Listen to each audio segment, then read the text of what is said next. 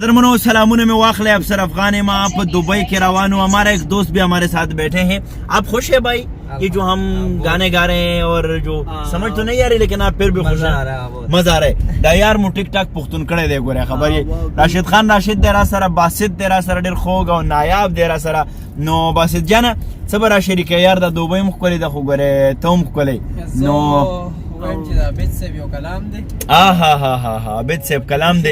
او زه خو بګی نه ښکارم راشد ته څه شوي راشد خان بګی نه ښکارم راشد چې زه ښکارم خو ته ښکارې کړه ما ته ولې یو نو داسې خدا نو دا خلک خامخا به پوهېدو نو دا خلق خامخا به پوهېده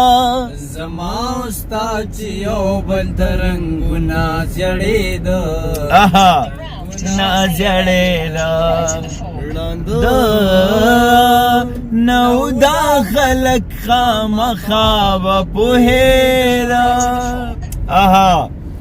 که چبو دا کار ولی پیغور پکی دسا پیغور پکی دسا که چبو دا کار ولی پیغور پکی دسا پیغور پکی دسا ردی واہ سبل خسوک نو خپل جانان تمی جړل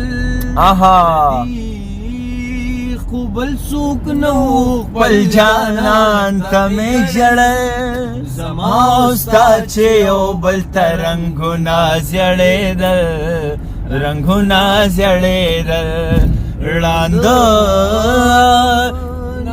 دا خلق خامخا به پوهېده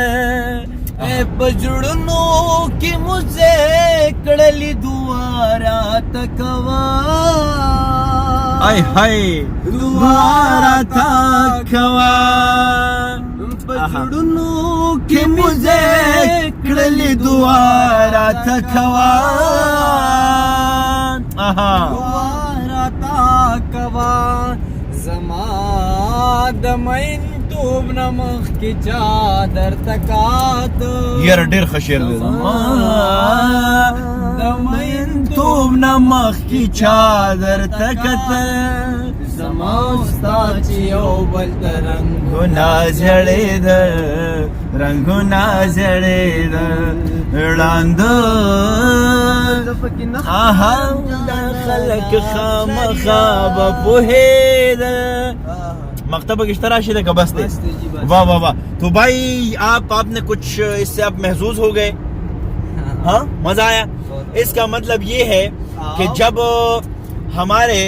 ہم ایک دوسرے کو دیکھتے تھے نا ظاہر بات ہے ہمارے رنگ پیلے پڑ جاتے تھے تو لوگ تو سمجھ ہی جاتے ہیں کہ یار اس کے کیا ہے کوئی افیئرز ہے کوئی تعلق ہے تو یہ عاشق اور معشوق کا جو وہ رشتہ ہے راشد میں ٹھیک ترجمانی کو خطا نہ کہوں گا سڑے بیدار نہ کم کرے بالکل بالکل اس کا مطلب ہے لاندو نو داخل خامخا وہ پوہیدل اس کا مطلب ہے جی کہ لوگ اندھے نہیں تھے کہ یہ سمجھتے نہیں تھے کہ یہ سمجھتے نہیں تھے قافیہ دے اردو کیوں برابر کا احمد فرازہ ډیر مننه کوم راشدہ رنگونه زیړېدل اور ہمارے جو رنگ ہے نا وہ ہم جب ایک دوسرے کو دیکھتے تھے تو ہمارے رنگ پیلے پڑ جاتے تھے راشدہ شکر دے شهدي صاحب کو ما خړره پیدره مې دته چرته عربي ته مو پاتې رانه ولې بهرال خوشاله اوسې قدرمنو دوبۍ دا او منګ دا وو چې ژوند روان وي ژوند آباد وي ژوند خوشاله وي آباد اوسئ تاسو سره به نور هم د دوبۍ ښایسته مناظر ښکلاګانې شریکو او د دې چې کوم ډیټیل انفارمیشن دی هغه به در سره په ولاګ کې خیري شریکو